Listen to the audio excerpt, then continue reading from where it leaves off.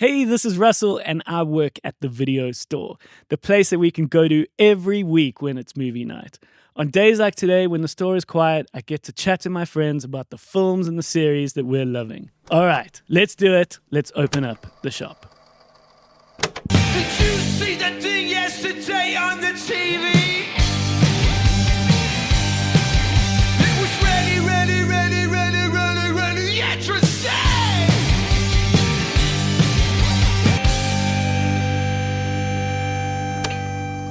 How's it? Hello. Good morning. How you guys doing? All right, how are you? Good, dude.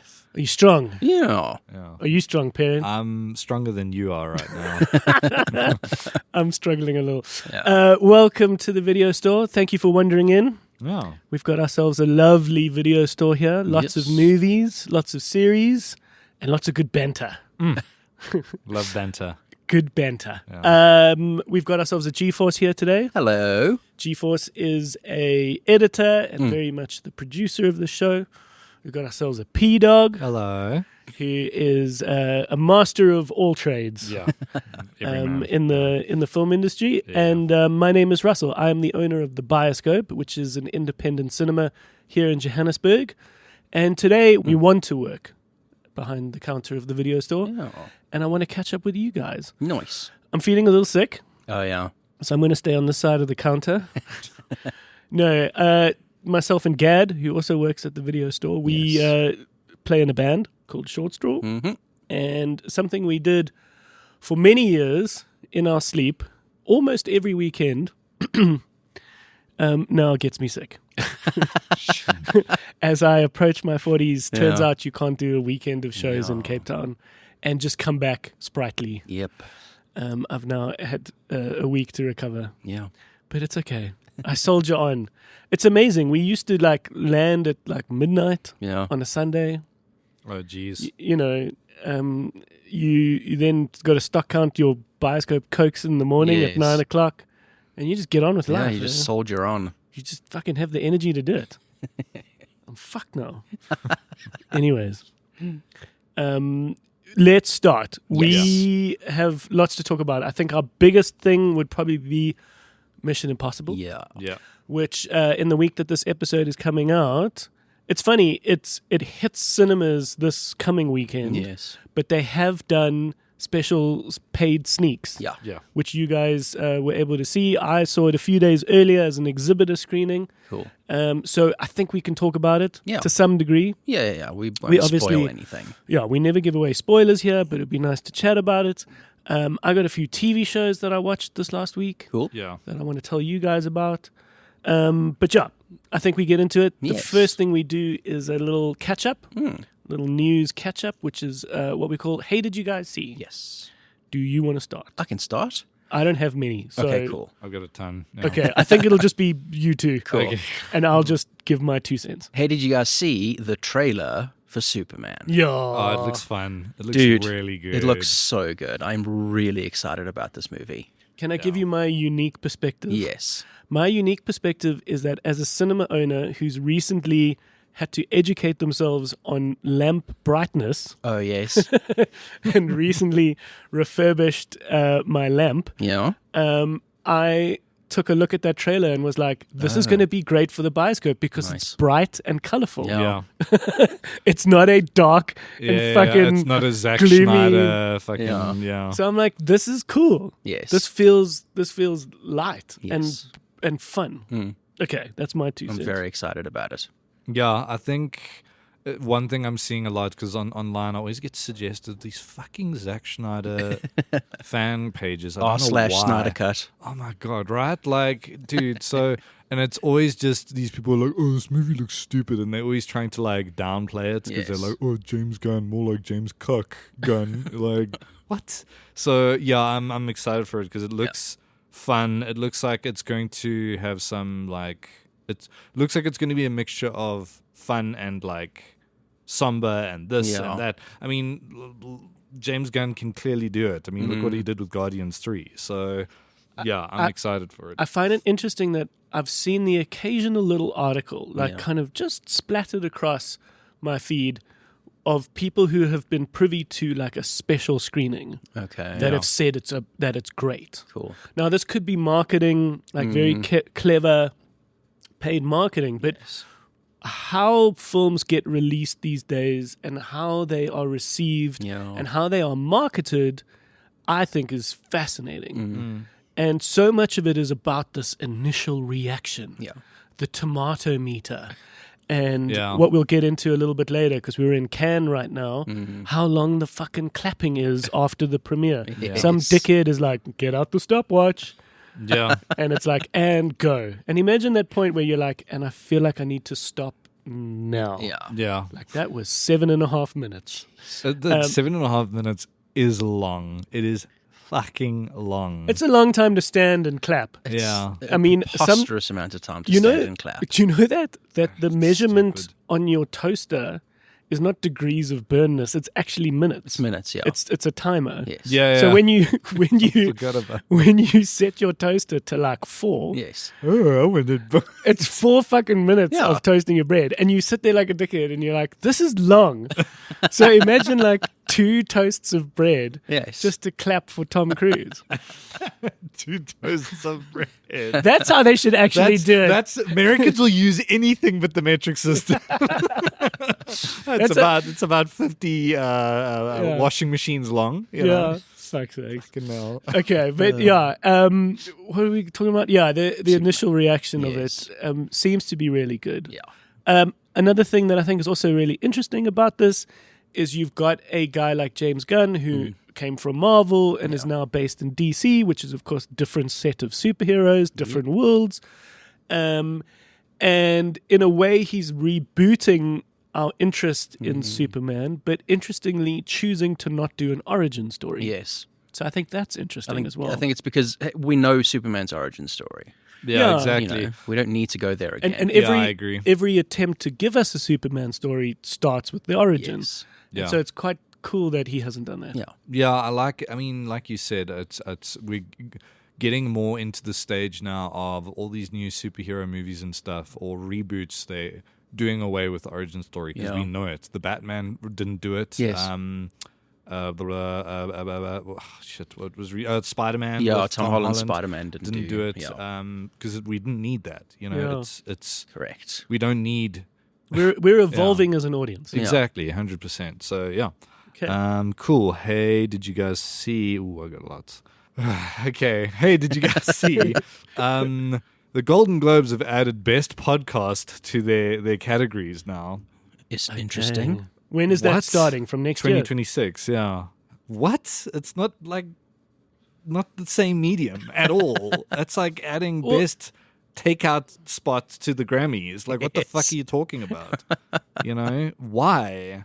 It's so dumb. But I mean, it's still entertainment media. Yeah, but it's such a desperate attempt for them to be relevant. Yes. I think it's like adding the blockbuster achievement category. You know, Yeah. What It's makes it so silly? What makes it problematic is that there are fundamentally different genres of Yes. podcasts. But that's the thing, though. This is a film and television awards show. Yeah. It's not a podcast show. You know what I mean? Sure, I'm guessing the podcasts are probably going to be in line with entertainment or whatever, or like narrative storytelling or who whatever. knows? But it's just so silly. it's I don't interesting, know why. It's the Hollywood Foreign Press, right? Yes, That's the yeah. Golden Globes, and it's the entertainment that they report on. Yeah. Okay, So yeah. is it going to be like, because they are narrative podcasts. They're basically like, that's what I think. they're will basically probably happen. radio plays, but Yeah. in like, you know. But it's so Podcasted. bizarre. It's just Yeah. like, I mean, remember when the Oscars also did the fan favorite moment, and now all the Zack The Snyder audience fans cheer were moment. like, yeah. And I remember when And it got completely brigaded and Justice League won. literally, I was about to say, who won that in the end? it was Justice both League. Zack Snyder movies, and they were very obviously won because of bots voting, because that's what. So Zack Snyder has 2 Oscars. No, they're not official Oscars. Yeah, they're not actual like, Oscar awards. Do not give them ammo. Because I remember after it happened, one of those groups that I mentioned before, they posted a picture of very badly photoshopped of Zack Snyder holding 2 Academy Awards. They're like, our master has finally won, like well-deserved king. And I'm Hey, it's like oh, Michael my Bay has fucking 2 God. movies in the Criterion collection. Yeah, it's true. Armageddon. Don't let them forget it. And what The else? Rock. Oh shit, The Rock is good. The Rock is a banger. Let's be Right. freaking real. Oh my god. Lovely. Yeah. Okay, G-Force. Let's see. Hey, did you guys see that Michael J. Fox is Yes. joining Shrinking? Your Season show. 3. It's my show, baby. Yes. Yeah. Shrinking is over on Apple TV Plus. We are 2 seasons in. Yeah. It is a masterclass in nuance, character. It's lovable. Jason Segel is our main character, who's a psychologist who also such a great example of good writing. Like, where do we find him as we start? Yes. You know, his wife has died in a tragic car accident, but he's off the rails. He's not looking after himself, but he's a psychologist. Star-studded cast. Harrison Ford love Harrison is his Ford. partner in the psychology office that they run. But there was another guy that's also joined the cast as well. It wasn't just Michael J. Fox, and Okay. I brought it up as a hey, did you guys see Okay, I don't remember. who's going to play someone else's dad? I forget, Okay. but it's a great show. Wasn't it someone from Ted Lasso or something? I thought it was someone from Ted. I might be wrong. Forget. About that. No, well, the guy Brett Goldstein Yes. was one of the Yeah. writers of Shrinking, Yeah. as well as the guy behind Scrubs. So that's Yeah. why it's this quirky, Yeah. quick, lovable characters. I need to finish it. And then I it's got started this it. like beautiful gooey heart, Yes. Yeah. and that's fucking Brett Goldstein. That's why Ted Lasso is so good. That's why so much of what he gets his hands stuck in is so good. And then what happens in almost classic Brett Goldstein manner is he ends up acting Yes. in these shows that he's just the writer of, Yeah. because he's the only one that can like embody these characters. So he became Roy Kent Yeah. because no one else was going to, and then he Right. became this very particular character in Shrinking season 2. Yeah. That's cool. Not to give man. too much away, but yeah, he acted as the guy who actually killed his wife in the okay. accident. Oh, crazy. And he did it so well. Yeah. Well. Michael J. Fox, check out the documentary on him. Oh, I think yes, called I've heard it's Still. great. On Apple TV Plus. It's phenomenal. Do you know what is also really great is listening to his audiobook for Lucky Man. Oh, cool. I I love did- Michael J. Fox. I so did that much. ages ago, and you listen to him talk, and literally the opening page of Lucky Man is the moment he sort of felt his hand shaking. Nice. Yeah, that documentary is it's one of the best edited docus I've ever seen. Okay. It's Okay. phenomenal. But Michael J. Fox is like, I mean, Back to the Future. The more I think Yes. about it, is probably in my top 5 all-time favorite like films. That's At least incredible. that trilogy. It's just Yeah. so. It's one of those movies where whenever it's on, you have to watch it. Yeah. It's impossible not to get. It's impossible to get bored by it. Yes. It's so freaking good. Yeah. Anyways, cool. Hey, did you guys see Passion of the Christ 2 is happening? Yep. Mel Gibson's partnering up with Lionsgate. I'm shocked that anyone wants to fucking work with that man. But yeah, apparently, so it's shooting next year. Jim Caviezel's coming back, who obviously played our Lord and Savior. And apparently, so it's set obviously during the resurrection or post whatever. And apparently, from what I've read, it's the script is very like acid trippy. So apparently, it's going to be very surreal, very weird. Okay. I'm A little bit arty. yeah, maybe. I mean, look, Mel Interesting. Gibson is a really good director. Dude, that's what annoys the hell out of me. yeah, he's such a good director. He's a much better director than he was an actor. I mean, he's even a good actor in the right film. Exactly. I mean, Gallipoli's phenomenal in that. Signs. Yeah, Signs is good. But yeah, look, fuck. It's. I hate to be the guy who like separate the art from the artist, but like.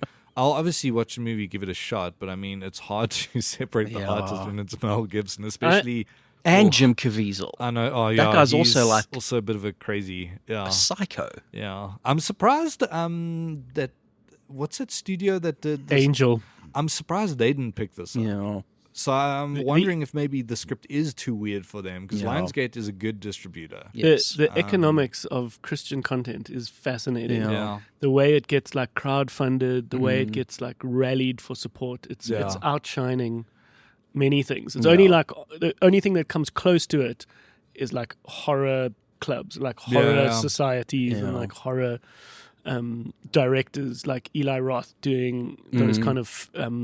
Robert Rodriguez also kind of does it, where fans buy into the project. Yeah, it's like but the- Planetera, Yeah. Death Proof, that whole Grindhouse thing that they did. That was really cool. Yeah. Yeah, But it gets fan funded, and so this Christian content gets fan funded. But do you know what with the Angel Studios thing? I remember it was with the Sound of Freedom, whatever it was Yeah. called. Yeah.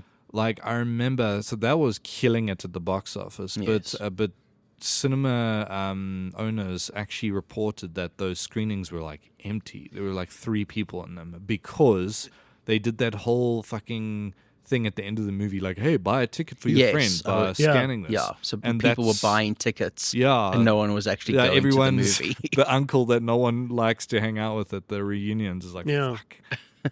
Peter just sent me fucking 10 tickets to go see Yes. Sound of Freedom. Instead of a pair of socks, I got a ticket to Sound of I Freedom. got a ticket to a fucking human trafficking movie. Yeah, But you know but what? I assume Lionsgate is just distributing it. I think they're actually bankrolling it. 'Cause It seems really? like, yeah, I think they're the studio. Because Lionsgate is also a studio now. It's not just a 'Cause distributor. Mel Gibson self-funded the first movie Okay, then that is probably because the no case.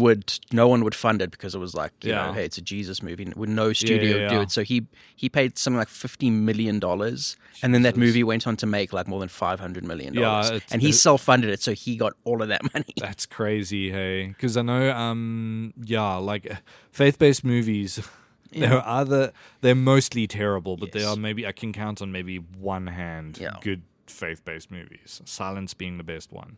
Anyways, Let's go Graham, back to GeForce. Hey, did you guys see the trailer for Weapons? I'm very excited for that. It looks No, really what's that? interesting. So this is it's a movie from the director of Barbarian, yeah, Okay. Zach Kreger. yeah. It looks really interesting. The Yeah. concept is at like 2-something o'clock in the morning, all these children, like young kids, got out of their beds and left their houses and were never seen again. Oh Yeah. shit. They just vanished. And then it turns out they're all from the same class in a Yeah. school. Okay. They're all from the same class. It's a And horror now, movie, now it becomes this thing of, okay, people are blaming the teacher. People are trying to figure out what's going on. Why do you think it's called Weapons? I have no idea. So the story behind this is really cool. So with that film, so the director is painting it as a Magnolia, but for horror. Okay. So P.T. Anderson's Magnolia, which obviously follows umpteen characters, and they all interlink with each other in like the space of like a day. And there's, Right. anyways. So Weapons, that script was like the hottest thing. Yeah. And Jordan Peele's company was trying to buy it, to distribute it Okay. and stuff and get it made. And they lost the bidding war. And apparently Jordan Peele fired his management because they lost it. Jeez, like, Interesting. Because they really fucking wanted it. Apparently the script is unbelievable. So I'm very excited about for that. Yeah, you hear these stories about, I think it was American Beauty, was very famously like the hottest script. Yeah. And how it moved around and how it came to be just because of its reputation of just being this incredible script. Yeah. And sometimes it just takes 1 or 2 people to have hyped it up. Yeah. Exactly. That all of a sudden the buzz in that sort of new, LA streets Yeah. is like, shit, the word on the street is it's this fucking, it's like a scene from Entourage. Yeah. Which is still one of my favorite shows. No, but that's the thing that like as well with what was the script recently as well? The Severance. That script was like on the blacklist for a while because Okay.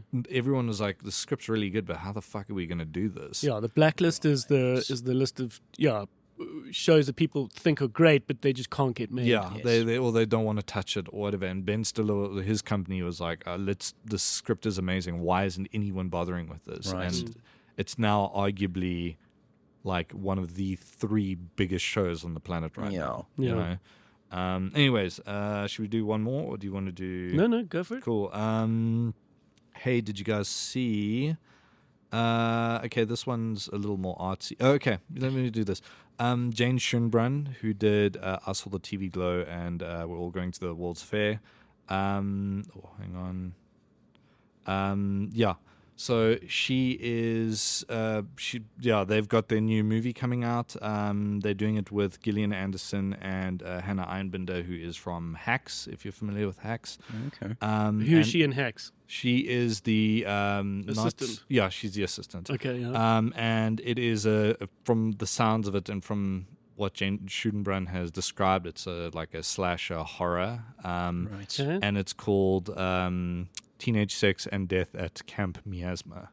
So I'm very excited for that because Gillian Anderson. Yeah, from X-Files. Yeah. X-Files and Sex Education. Yeah, so Jane Schudenbrand is one of the most interesting filmmakers working right now. No one makes any films like them. And I saw the TV Glow was just I still need to watch it. Yeah. Haven't done it. I really do want to see it. Yeah, and Mubi is distributing that one, so it's interesting. And what's the name of it one more time? I'll tell you now. It is Teenage Sex and Death Camp. It's Teenage Sex and Death at Camp Miasma. Okay. It's a mouthful. Yeah. Sure. Any more? No. No. Okay, cool. I got nothing. I don't have much to stock the shelves with. Yeah. Also, just because I haven't, I've been a little bit sicky, as Yeah. I said. But I see now we've just got a copy of The Bike Riders, and I'm going to put that on the Showmax shelf. Okay. The Bike Riders is a Oh, yeah, great you film. love that, yeah. Well, it was just one of those movies that when it came to cinemas, it was going to get a little bit lost, Yeah. and it was a little forgotten. And I think that hopefully it finds a little bit of an audience now on streaming. Yes. It's a great film. It's effectively the start of the biker gang culture. Yeah. And it's a film about this kind of family and this unit that's kind of headed up by what's his fucking name? Tom Hardy. Tom Hardy.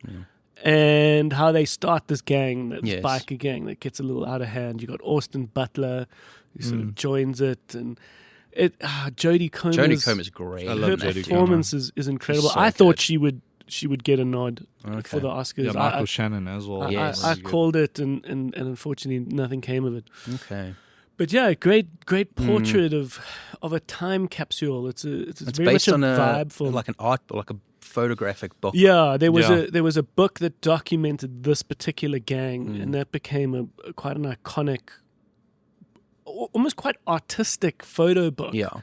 And therein lies the conundrum, is that like I don't know whether a cinema going, art house appreciating audience would care about a biker gang. Yeah. Yeah. And anyone who's linked to biker gang or biking culture wouldn't go out to an art house cinema and watch a film about it.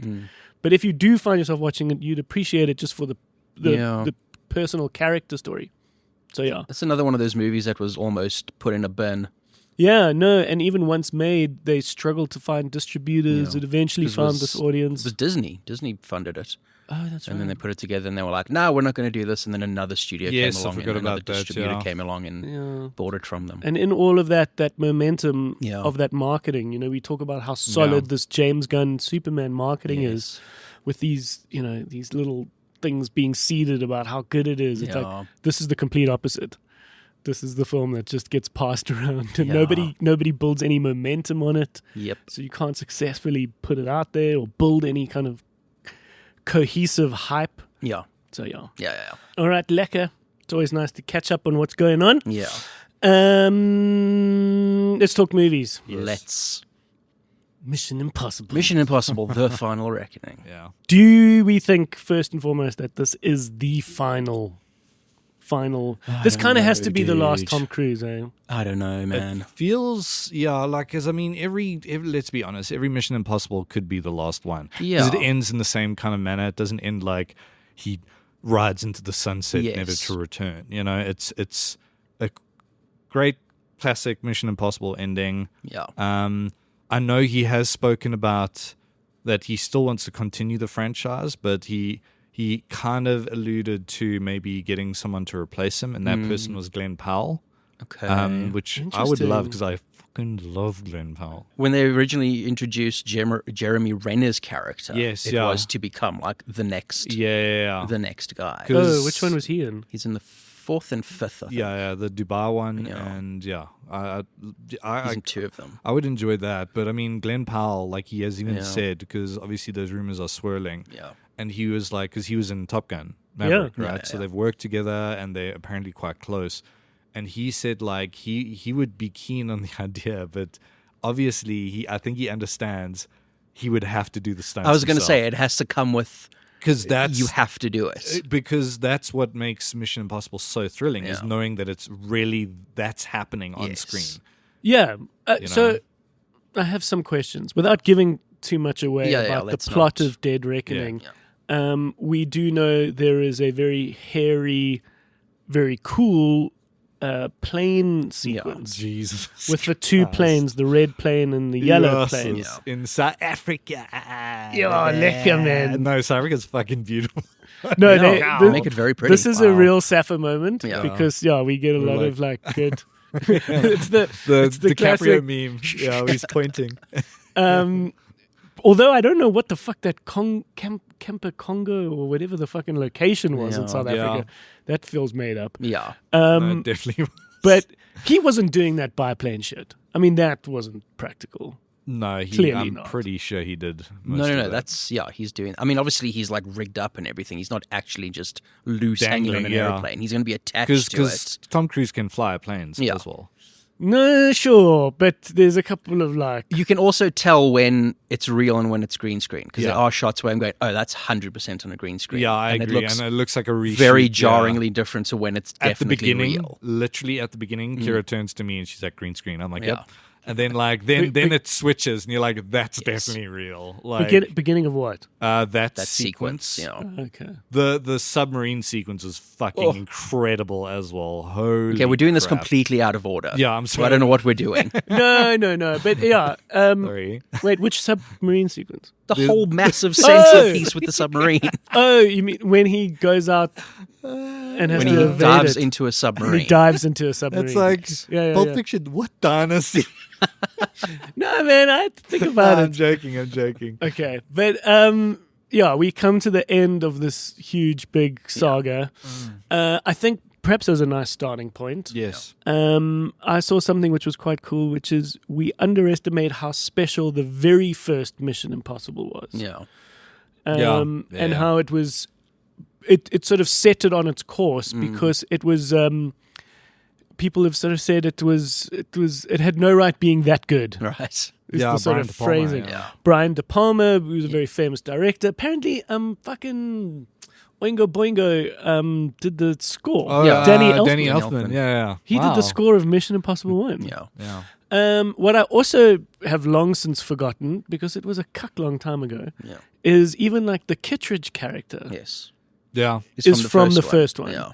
And not to give too much away, and in fact to make you excited about Dead Reckoning, is that like some of the plot revolves around the very first Yeah, one. it connects. It connects A little bit to the first one. to the first one more than the others. Yeah. And so it is quite cool to perhaps watch that first one Yes. ahead of or in and around. Yeah.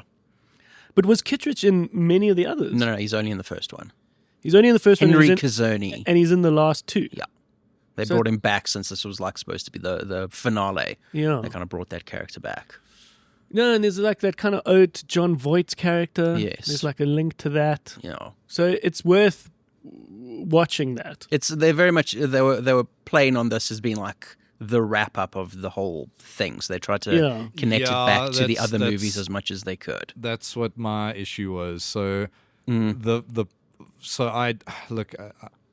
I'm not saying I was underwhelmed by this one. I was just disappointed by the amount of exposition bombs. The first half in particular. The first hour is just exposition, Yes. and it feels like a previously on Yeah. Mission Impossible. You know what I Yeah. mean? They're reminding you of what happened in the previous Yeah. film in particular, like constantly. That's what the problem of splitting that story up Yeah. into 2 does, is that they constantly having to remind people. There are connections to the other films that I liked that they brought Yes. up. There are some that I don't particularly agree. like, and We I don't have to get want- into spoilers on that, but I yeah, think yeah. I know the one you're talking Yes. about.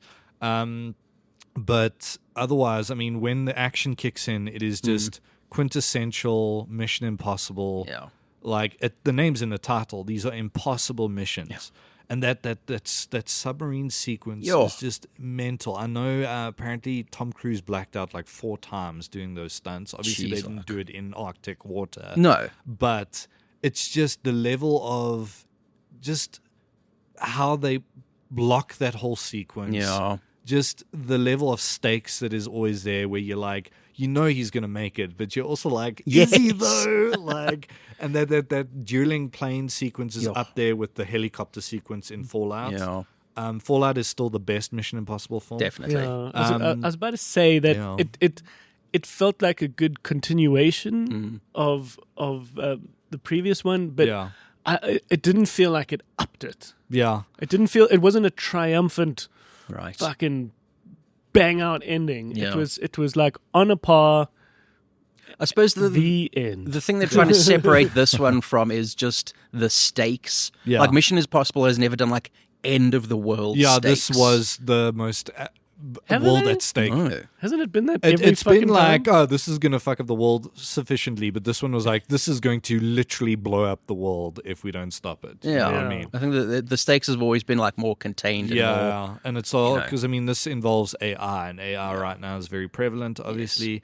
But yeah, man, I think one thing I love about the Mission Impossible series is that it is very much Tom Cruise's. Yeah. He brought it from the dead after MI2, which he famously hated as well. Yes. Yeah, that was the one that sort of tried a strange path. That was Yeah. the one where New Metal was hip and happening. Yeah, that had a Limp Bizkit that had a and- Limp Bizkit soundtrack, Yeah, and it it had was a lot of awful. spectacle, and and a lot of flying doves. Jesus, if I had $1 for every John Woo, John Woo flying loves his dove, doves, man. Yeah, But the problem with it was, we don't have to get into this too much, but it was like sanitized John Woo. yeah, it was. Just You know, if it had been like ridiculous. hard-boiled John Woo, it would yeah. have been really cool. But Yeah. they had to like PG-13 it. Yeah, no, 100%. But yeah. I think something that made this one more enjoyable in a lot of ways is the previous film, as an example, is so much of the marketing was stunts.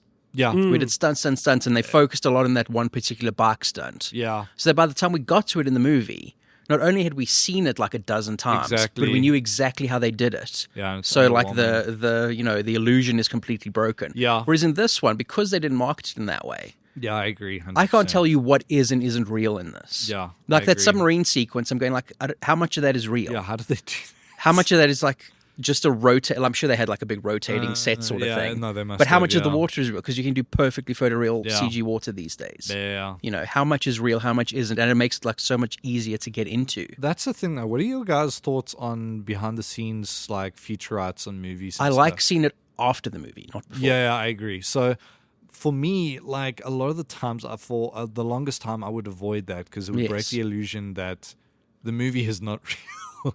And that Yeah, can be, totally. That can be like Lord of the Rings. Yeah. I'm like, I don't want to hear their normal voices. Like, ew. Fun fact about Lord of the Rings: Tom Cruise right now is older than fucking Ian McKellen. than the age of Gandalf in Lord of the Rings Holy crap! He when looks they amazing. shot them. That's nuts. Yeah. That's one thing as well. I mean, it's different with Tom Cruise, but like it's that Scientology blood running through his veins.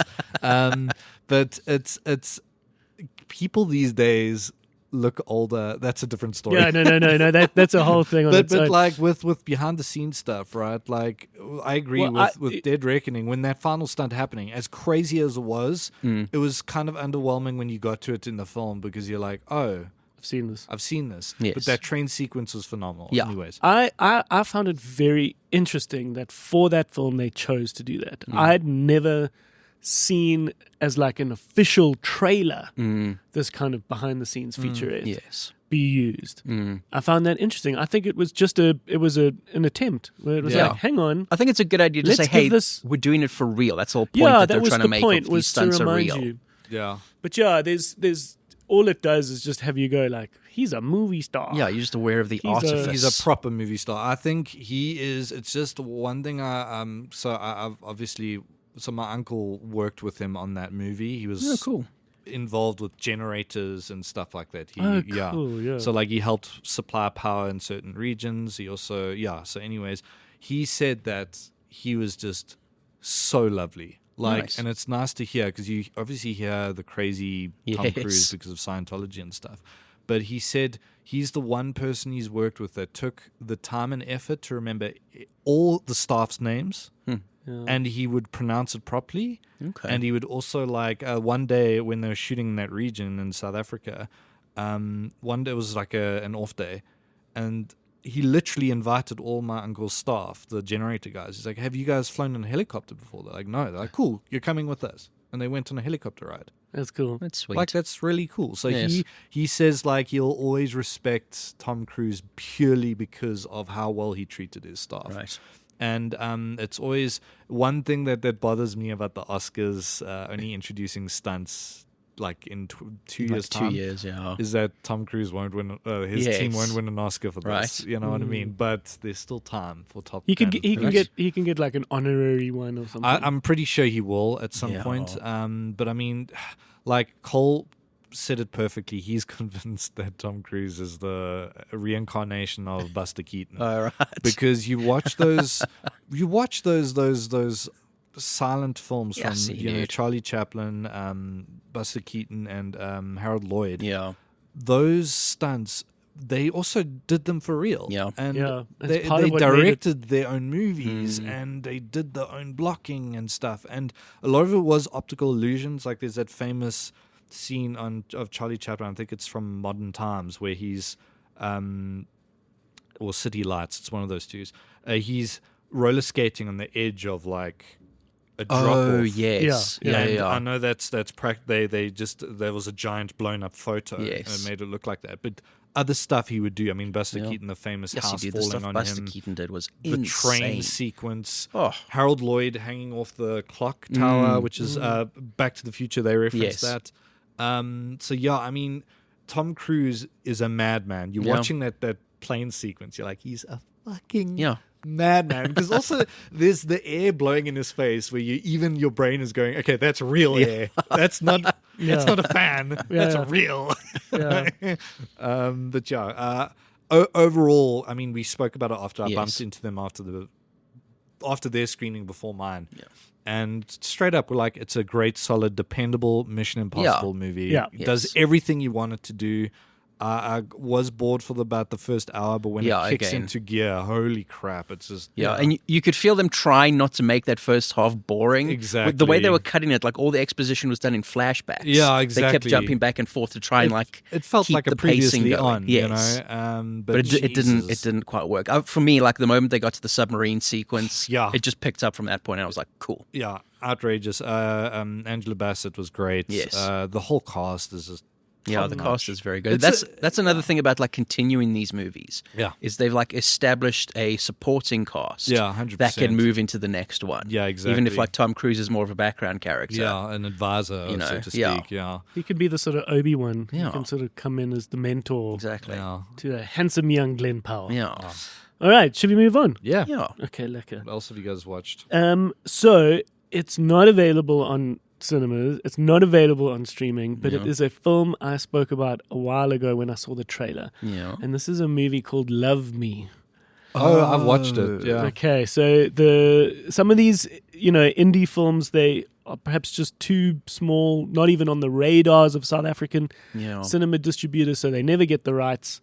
They don't even think about them, I think. No. So we never get them in cinemas. I think they sometimes even too small to even be picked up by streamers here in Yeah. South Africa. So there are these films that just get lost. Right. And so this is a trailer I saw by chance and was like, how fucking incredible is this trailer? Yeah. Yeah, it's a great It just idea. warms your heart. And basically what it is, and so I implore you to go and grab your eye patch, get out in the seas Yes. and find this movie called Love Me. Yeah. It's got Kristen Stewart, who we know from Twilight and all of that. Stephen Yen? Yun. Yun. Yeah. And what it is, we're in the far future, and they present it in such a fun way, where Earth is fucking covered in water now. It's post-apocalyptic. So it's got this kind of like Wall-E-esque energy, where it's like the only thing that survives is this buoy Right. out in the ocean. He's buoy not is the American say. he's not a Joburg Boykie. He's like, he's A buoy. Yeah. A buoy. a buoy. Yeah, Americans buoy. say buoy. Yeah. And it's able to sort of generate power from a solar panel, so this thing is kind of staying alive. And then there is a satellite that is orbiting the Earth that is tasked to introduce what Earth was to any visitor who finds themselves now in the orbit of Earth. Yeah. So he's like a sort of this introductory satellite. Right. And these two find themselves, Right. and they connect to each other. And it's all about the learning, the AI learning, as these robots use the footage and the memories of Earth to form this connection between each other. Yeah. And I just found it so endearing, and so it through the robots we can understand what it's like to be human, what it's like to love. And so this relationship develops where she, as the buoy, finds this particular channel that is the relationship vlog of these two characters, Kristen Stewart and Stephen Yeun. And so she starts to sort of model it. So it's also a great commentary on how we see other people and how we want to be like them, but we got to be authentically ourselves. And it just shows this beautiful evolution of this relationship. But it's all in like effectively the metaverse. Right. So it starts as just this communication with them out in the ocean, till eventually the whole film takes place inside this Like an metaverse, apartment, this apartment that they build, It takes place over like thousands of years. like billions of years. Right. It's delightful, and it's like, I really enjoyed it. So it's called Love Me, and it's just worth mentioning that there are these beautiful films that aren't necessarily weird, experimental, obscure. Yeah. You know, it is different. It is interesting. It is off. It's not a cookie cutter film, but it's so accessible, which I thought was really cool. I think that's. I was surprised by how bad the reviews are for that film. Like they're quite underwhelming and stuff. But I mean, I also enjoyed it. Like, it's one film that I feel would improve on repeated viewings. Yeah. Because the first time I watched it, there were aspects to it where I was just like, I don't know how I feel about that, or things aren't moving as I know what you organically mean. as possible. You know what I mean? But it's a film that I do want to revisit because I did like it. Yeah. I didn't love it, but I want to revisit.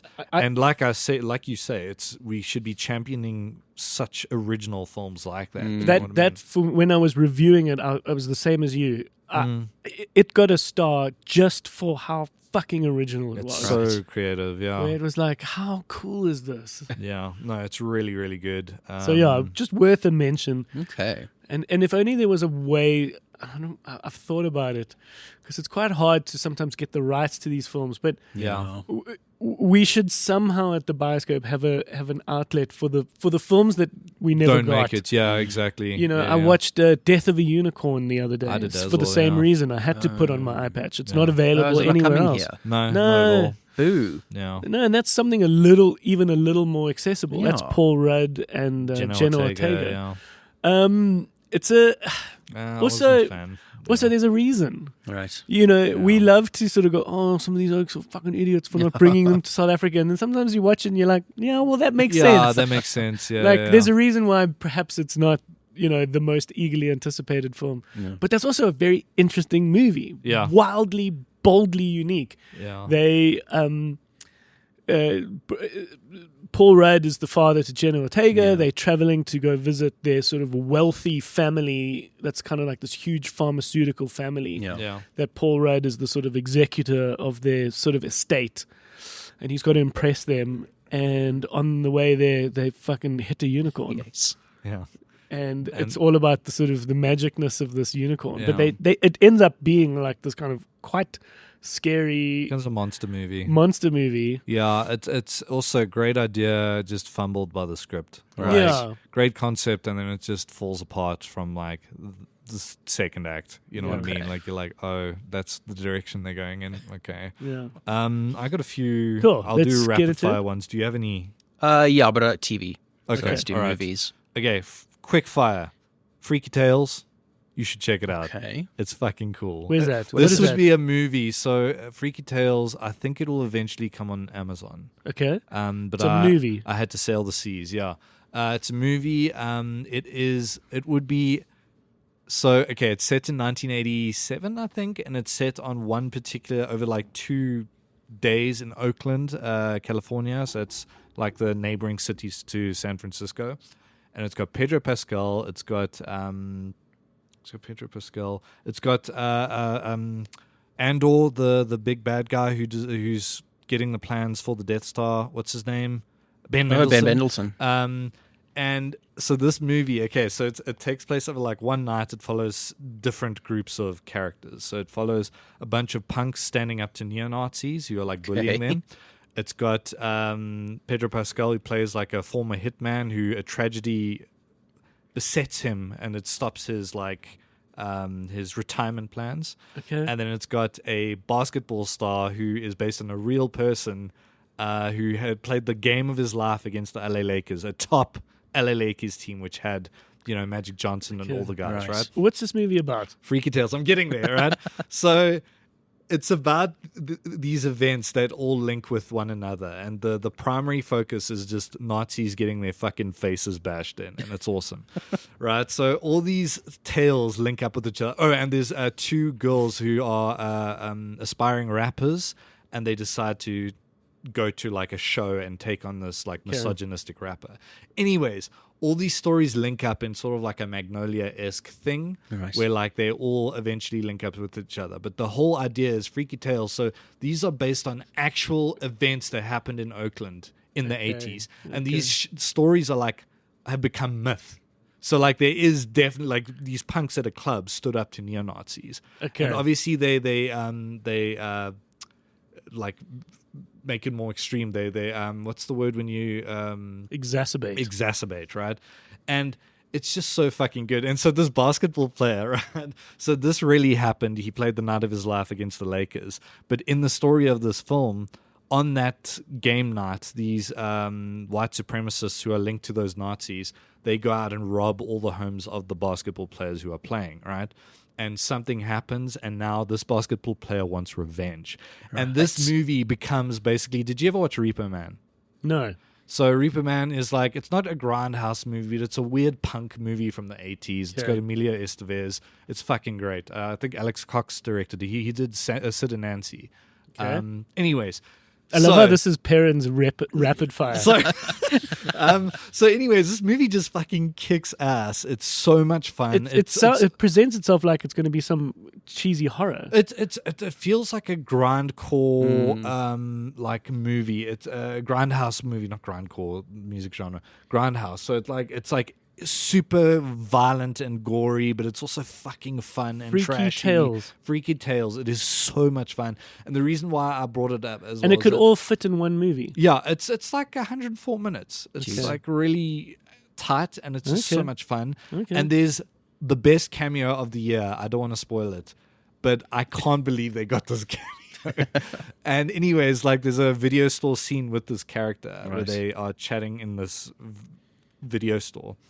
And it's just, this is the kind of movie you would see in our little VHS shops when we were kids, in the corner, like the one with the cool cover, but also like kind of the cover your parents don't want because it's definitely too violent for you. Right. It's just so much fucking fun. I mean, if you want to see a NBA star beat the shit out of Nazis, it's the fucking movie for you. Yeah, that's usually so that that's so good. That grindhouse era did involve a lot of Nazi beating because it was like in the 70s, so it was post World War II. Yeah, and it's like very punk. It's a punk-driven movie. It's so fucking good. Right. And then last one, I promise. I just found it. Sorry. Music documentary Dig from 2004. Sure. So if you haven't heard of it, so once upon a time, this band called Dandy Warhols, they're still together, same as the Brian Jonestown Massacre, and essentially this documentary is about their rivalry that the Brian Jonestown Massacre, Anton Newcomb, basically just started between them. And it's just about these two bands who are close friends who are trying to make it and get their big record label signing and all that stuff, right? Yeah. And it's just this great boiling pot of this amazing sequence of music that was happening at the time, where Brian Stonetown Massacre like just started all these bands started taking from them and becoming bigger than what they were, right? Yeah. And Anton Newcomb, the singer, was unfortunately always what's the word when you like I'm blanking. No, I can explain. So No, when you the word when you like you break something on your own, like to stop someone from using. Self-destructive? Yeah. Sabotaging, self-sabotage Yeah. their success, right? Right. And now with this documentary, so now Dig XX has just come out, and that's the Okay. 20th anniversary. And the interesting thing about this, so Courtney Taylor, who's the singer of Dandy Warhols, was narrating this documentary. And this documentary, I think, was filmed over 8 years or something. Right. Yeah. And the cool thing about Dig XX is it now gives us a different perspective. Yes, it adds 40 minutes to it, which increases context. So I watched them both back to back, and it was crazy how much different it is. And with this one now, there's a member of Brian Jonestown Massacre who's now narrating it. Right. And that changes the perspective entirely. Interesting. And it's Yeah. fucking phenomenal. What I took from it, I watched it when I was in varsity. Yeah. Is like, especially in the music industry, you recognize talent. Yeah. Like this kind of like just genius talent. And of course, we love to praise it, and we talk about it at end with things like the Bob Dylan film. Yeah. Where it's like we love to go like, oh, where does it come from? Yeah. A lot of it is fucking hard work Yeah. and a lot of practice. But some folks just have some kind of presence or some kind of they can channel that Yeah. that musicality a little bit easier than others, right? It does take a lot of hard work and practice. But you've got this Brian Jonestown Massacre guy who's clearly the most talented. Yeah, he's a And genius. everyone just wishes they could touch some of that. Right.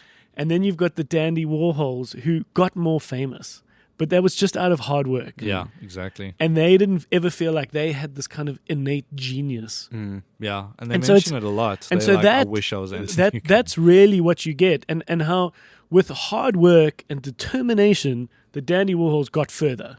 Yeah, Because that's in creative world and creative industries, that's often the case. Yeah. yeah. The guys that just work the hardest, even if they're imitating others, like can often get far. Yeah. And then you find these people with this amazing genius that because they are unbalanced and a bit fucked up and Yeah, they're all drug circumstances and they just can't get their shit together. Yeah. Imagine what that person would be like if they could just get their shit together Yeah. and just Yeah. produce and be hardworking and that there's that irony, and that's what makes Dig to me the most special, is that you don't have to know these bands, but Yeah. it's such a lovely insight into that nuance. Into trying to be a band, right? So like Yeah. with this the Jonestown Massacre, they throughout the movie there's like we are at gigs where he just like starts a fight on stage, or like he's doing heroin, not on stage, but like it's just so they are so not well adjusted.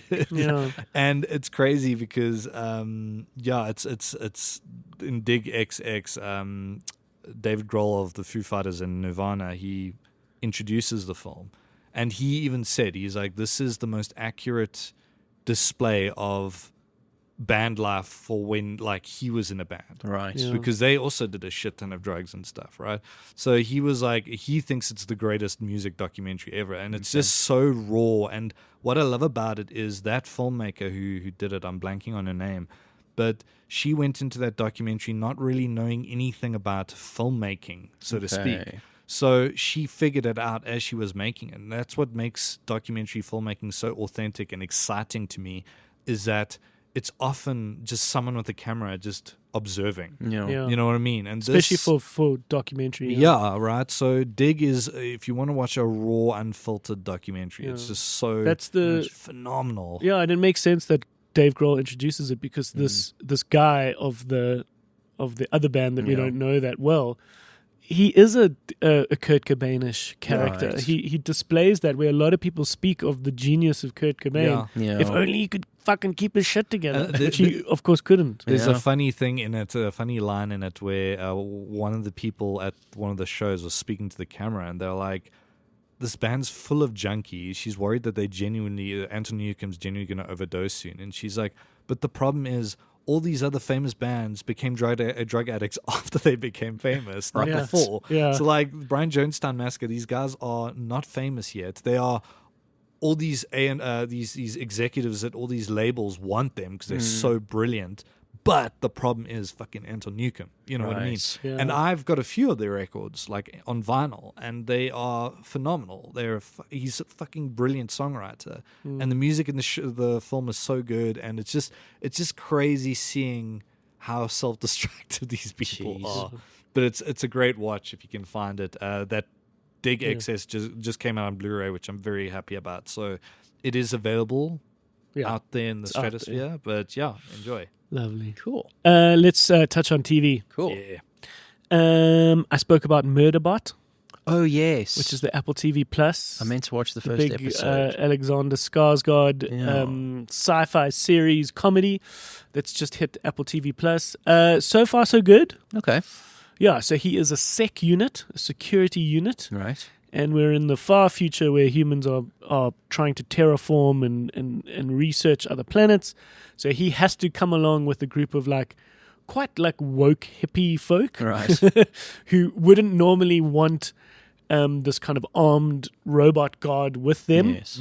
but they sort of reluctantly have to take him along for insurance. Yeah. Okay. But meanwhile, he has his own inner dialogue and conflict because he is a unit that has somehow managed to go rogue. He somehow Right. managed to break his protocol.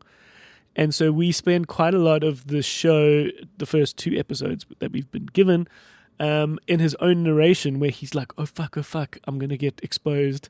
Like a robot wouldn't normally do this, Yeah. Yeah. but I had the instinct to say this. And you've got old Des Melchin. What's his yes. name? He was in Suicide Squad, the second Yeah, he's in a Suicide bunch of Squad. stuff. He's in Dune. He's in June. He's a sort of cyborg himself, and he's like, Okay. Oh, that actor. I What- love him. Yeah, Daniel Da- Des Daniel- Melchin, yeah. Oh, David? He's fucking great. Oh, is it David? Daniel? It's David. I think it's It is David. No, yeah. you're right. It is David David. Des Melchin. Yes. And he's like, what's going on here? Like Right. a robot wouldn't normally do that. So it's cool. It's like, it was interesting watching Mission Impossible. Yeah, It was oh, interesting right. watching Love Me. And it was interesting watching Murderbot, where you've got all these different AI narratives, Oh, cool. seeding Yeah, it looks into really cool. seeding Yeah, yeah, into it all. It seems quite comical. I hope, I hope it delivers. Cool. But so far, so good. Nice. Over on Apple TV Plus, we also have The Studio, Oh, which you fuck. wanted to chat about, Perrin. It's so good. Holy cow. It's lovely. Yeah, so Seth Rogen, Evan Goldberg, who's his right-hand man in writing and directing and producing. And essentially what it's about is just the studio system in Hollywood. So Seth Rogen he's a studio exec. He's been vying for the studio head job. And Bryan Cranston one day tells him it's his lucky day. He's just fired Catherine O'Hara's character. And he's like, you've got the job. You're going to head Continental Studios. Yeah, so this is this fictitious studio, Yeah. but it's alike with Paramount or Universal. Yeah, it's, it's as a if they were one of them. prestige over 100-year-old studio, Yeah. right? Cool. So it is just so well done. It is so well made. Most of the episodes are comprised of maybe 5 long shots. They just are these long ass shots. The second episode is literally called The Oneer, and it's a single take episode. Yeah. And I can often see where things are stitched up, and I Yeah. couldn't find where it was stitched up in that episode. Okay. But it's a great. It's basically think of Entourage, but more artfully done. It's it's a little bit more of a grown-up Entourage. Yeah. So Entourage was a very famous show that showed the life. It was inspired by the life of Mark Wahlberg. Yeah. And Entourage is just so lovable and so fun and just such a great glimpse behind the scenes of Hollywood and LA. And it really encapsulated the essence of it. But it was very hey, guys going out, got a lot of time on their hands, trying to pick up chicks. Yeah, like yeah. it was a little infantile in that sense. So To the point where like Entourage in a 2025 lens like could be a bit problematic. yeah, 100%. But yeah, but it's at least aware of how problematic these and are, douchey yeah. it is itself. Yeah, So it gets away with it. yeah. But this is more grown up, where it's the economics of running the studio, Yeah. and the big crux is Seth Rogen right out the gate. And once again, writers must watch this. yeah. Writers must understand how quickly this moves. What would have taken a amateur screenwriter 3 episodes to get to, Yeah. this happens in 10 minutes. Right. So there's a hysterical. So the main plot point in it, the reason why he got the job is that Bryan Cranston's character is this old, out of touch, asshole studio CEO. He's like, cool, you can have the job, but you have to make the Kool-Aid movie. Now the Kool-Aid is, you know, the Kool-Aid man, the big Yes. jug. Oh yeah, it was like Something we never got in South Africa, Yeah, but we yeah. all kind of know the Kool-Aid. It's which is basically the, Oros it's- for America. It's right? the American Yeah. Oros, yeah. Right, so he's like, cool. If his whole logic is, if Barbie can make $1 billion, so we can do it with Kool-Aid, right? Yeah. So he's like, shit, we got to do this. So, but in the first episode, he's got a meeting with Martin Scorsese. Now, Martin Scorsese's making a movie about, funnily that we mentioned the Brian Jonestown massacre, because it's about, he's making a movie about Brian Jones, who back in the 70s had a cult, Yes. and they all drank the Kool-Aid to kill Yeah. themselves. Yes. So he's telling him this plot, and it clicks in Seth Rogen's head. He's like, this could be the Kool-Aid movie. Because he goes into this going, I want to make great Art movies, yeah. films. Yeah. I want to make great films. And everyone goes, yeah, but the great films don't make fucking money. And he's Yeah. like, but what happens if we could make it's all quite naive. Yeah. What happens if we could make a great movie That can make $1 billion. that could make $1 billion, you know? And then he thinks he can get Scorsese's movie to be the Kool-Aid movie. Yeah, so And it's he's such like, a dumb fucking he's idea. he's like, oh, it's gonna be expensive. It's gonna cost about like 300 million and stuff. He's like, okay. He's like, I'll tell you what, I'll give it to you if you just change the name just to Kool-Aid. And he's like, I can do that. So like Steve Buscemi's attached to do this thing, and he's like, fuck yeah, we got Scorsese and everything. And then things change, and like it's so funny. But then later on in the show, there's a great episode where it also shows the how good the show is at dealing with current dynamics and stuff. So they've cast Kool-Aid, right? So Right. Ice Cube is the Kool-Aid man, right? And then his wife is Sandra Karen. Is Sandra Oh? Yes, Sandra Oh. yeah. And like then you got the rival Kool-Aid family and stuff. And they're Right. looking at, they're like, we love this cast. And then one of them literally just goes, there's a problem with this. And they're like, what's the problem? They're like, I'm worried that we're associating that only black people drink Kool-Aid. Right.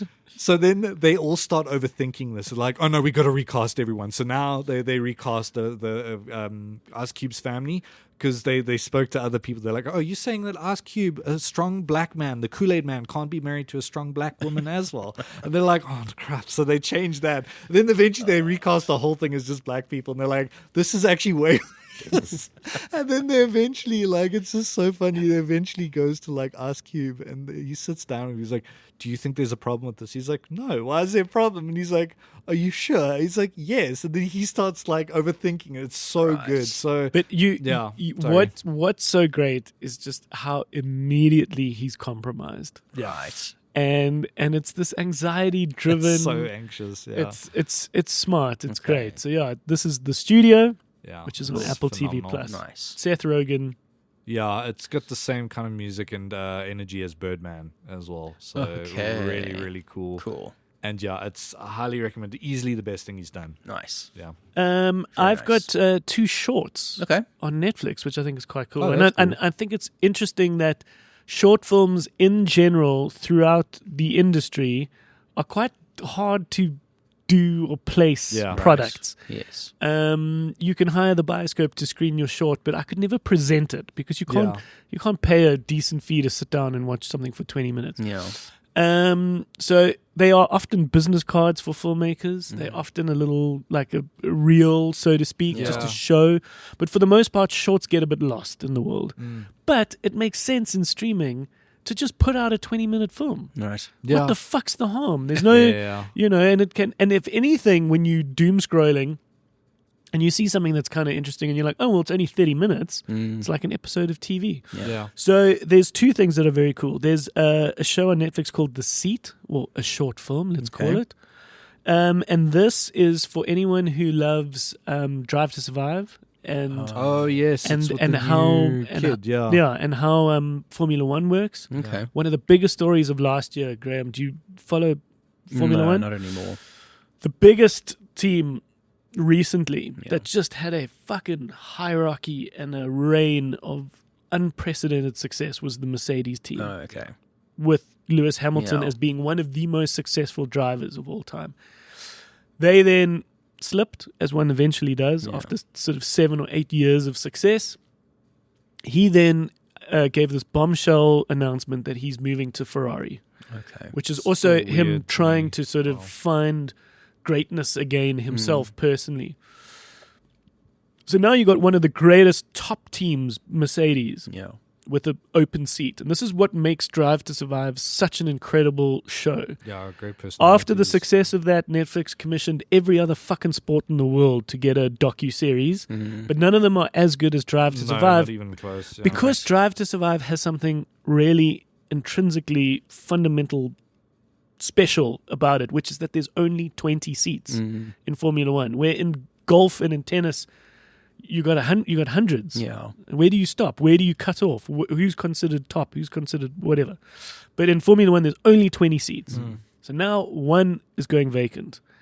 And it was a big part of the last season of Drive to Survive. And now this is the story specially dedicated to, instead of them looking at other drivers that are in the 20 already, Yeah. that might want to go to Mercedes, they look down. And below Formula One is Formula 2. Before that, Formula 3. Yeah. And so they did something quite unprecedented, which was to bring in a fucking completely new, very young guy, Yeah. Right. an Italian kid called Kimi Antonelli. And so this is that story, Right. told more from the perspective of Kimi Antonelli and his family and his background. And so it's called The Seat. Okay. And it's a lovely short, and it just gives like you that 40 minutes, context. It's also, it was a smart move because it's fresh blood and it's growing. It's not trying to win this season. It's trying to bring up a racer that's going to win in 3 seasons Yes. time, because Yeah. he just needs time. Right. And what's astounding is that you've got this talented, like super fucking talented driver who hasn't even got his driver's license Yeah, it's crazy. She's like. because he's fucking 17, 18. Wild. So he hasn't even got his normal driver's license yet, but he's Yeah. racing the top race. Jeez. Yeah, he recently was got pole position like 2 races ago. His- and yeah, his da- youngest ever to get pole position. His debut Shit. race was at the start of this year. Yeah. I think the season always starts with Australia. Okay. And he got 4th, which is astounding. He's the first person to ever debut to win points. Yeah, So yeah, that's Wild. cool. And then a completely different type of short, but Yeah. still something very cool, is a short. So that's on Netflix. Sorry, The Seat is on Netflix. And then another great thing also on Netflix is called The Quilters, Okay. Oh, that just popped up on my suggestions. which is totally worth your time. This is the kind of film that could potentially be a Oscar short nominee. It's Yeah. that Right. kind of movie, which is like a beautiful story about a little moment or a beautiful thing happening. And this is prisoners incarcerated somewhere in the States. Okay. It wasn't a notable prison. Right. And these are gentlemen who stitch quilts together, which is arguably the most unmanliest Yeah. thing you could do in a Yeah. prison. Usually they make Zippo lighters, which is Yeah. kind of cool, you know? And I think there's something kind of cool about, I'm supporting, prisoners, and Yeah. this was made by them, trying to turn their life around. Yeah. But they're making these beautiful, quite intricate, very colorful, very carefully made quilts for foster kids. Right. So, and it's just delightful. Okay. And you got all the different kinds of prisoners, and it's got that Sing Sing energy, which is like, what does it mean to be? Exactly what I was thinking. What does it mean Okay. to be incarcerated? How I can leave the world to when I do the quilting every day, Nice. Yeah. and and your heart goes out to these guys. There's some guys that, you know, got incarcerated when they're 18 and they're like 60 now. They only know this prison. They only know this fucking quilting. It's wild. Insane. That's cool. Check it out. Yeah, the Quilters. It's worth your time. It's a short. Okay. Graham, you got some shows. I want to talk about Andor. Yeah. Okay. I know we want to talk about it a bit more. Gad wants to talk about it next week. Yeah. So yeah, give But us a lovely. It's hot right now. It's so good. So I want to talk about it. Have you been watching it? I finished it. Dude, it is phenomenal. So freaking good. The thing, Andor is kind of special in Star Wars because we're so used to seeing like the kind of grand these ancient families fighting cartoonish cool evil, stuff. you know. Yeah. But now it's this much more like normal people fighting this like grounded. a bureaucratic fascism. Yeah, it's grounded. It's so much That's cool. what I love about Andor is that show shows how scary the Empire actually is. Exactly. And like you said, it's just straight up fascism. I love the whole French resistance this season, which That's is really cool. fun. There's a sequence of like a few episodes where on a planet it's got materials that they need to eventually build the Death Star, right? But now the people that live there are very obviously the French resistance versus the Nazis, right? But how interesting is that language that they speak? Yeah. It's based on French as far as I know. but it isn't. But it isn't French at all. Yeah. Like, so they designed this language for French mouths to speak, but it's not French. Oh, interesting. It's so interesting. Like every time I hear it, I'm like, how is this not French? But it's like English speakers, it reads as French, so we associate it with like French but apparently Revolution. to French, they're like, it's not French at all. Have you ever heard the song that was made by an Italian Yes. pop Oh, yes. star? Yeah. It is such a wonderful video. And It's this is an literally Italian nonsense. pop star who was making an English sounding song. It's that one that goes, dun, dun, dun, dun, dun, dun, dun, dun, dun, dun. Yeah, I know the one. And it's for the first time ever you hear what English sounds like. And so it's the most fascinating song to hear because it all sounds like English sounds, but none of it makes any fucking sense. And apparently it was like a hit. Yeah. Have you watching him perform that live is crazy because he does it word for word, which is insane because the whole movie is literally gobbledygook, the whole song. Yeah. But yeah, back to Andor. Yes. I mean, are you finished? Yeah, I finished it. That ending. Did you watch Rogue One straight away afterwards? I did. Yeah. It's interesting watching them straight afterwards because Rogue One's tone, at least musically, is totally different to the show. Yeah. But it's interesting watching Andor, knowing his story now, especially with how Andor ends, where you're just like, wow. Like I saw a funny meme where it's like a happy like guy, and it's like they're all gonna die for Rogue One, Right. and then underneath it's like he's miserable, and he's like they're all gonna die, and it's Andor.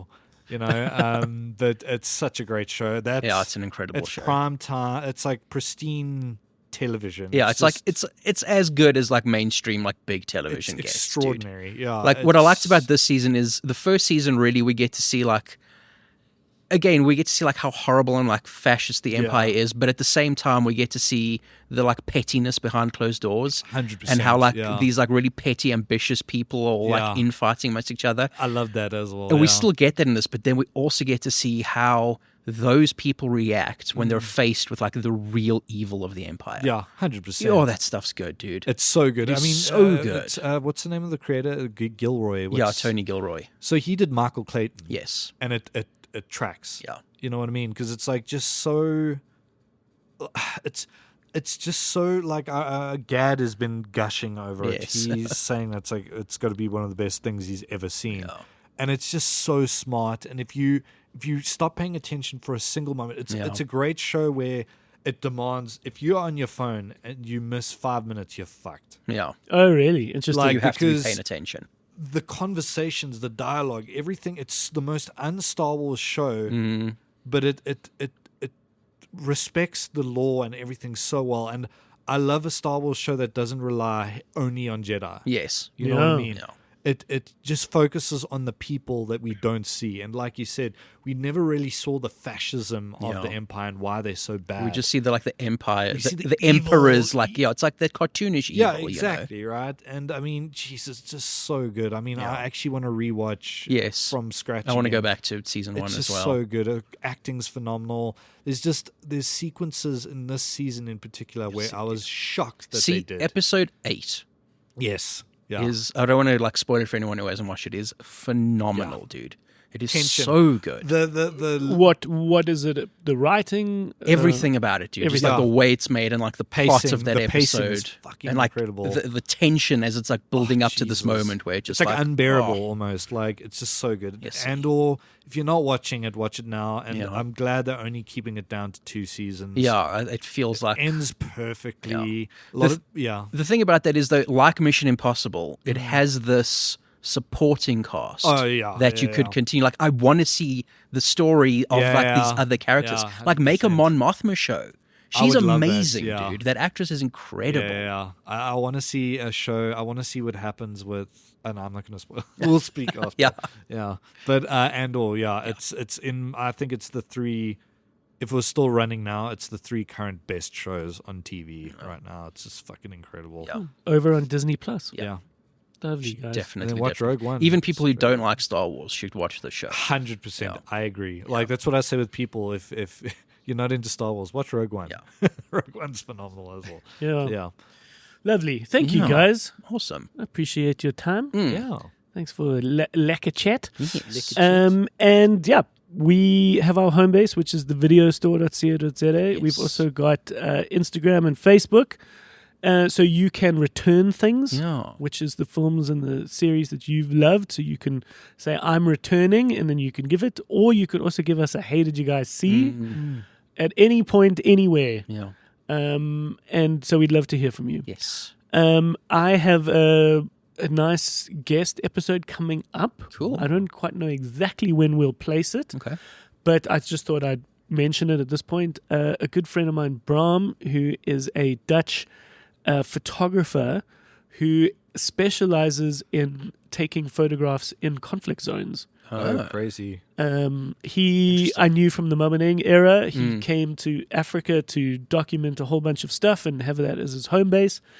But he goes into the West Bank and he's gone into all sorts of parts of the world. Crazy. As I chatted, he's probably right now in Afghanistan. It's wild. Jeez. Wow. So talking to him about films like Civil War, Warfare. He recently watched the Ernest Cole documentary. He came to the Bioscope for that. So there's a lovely chat that's coming. So I just thought I'd mention it because something I don't do is give a warning to that. And Awesome. it's worth mentioning that it's coming out. Very nice. Sick. Cool. Thank you, guys. Thank you. And we'll see you again next week. Yes. Cheers. Okay, bye-bye. Bye-bye. Bye.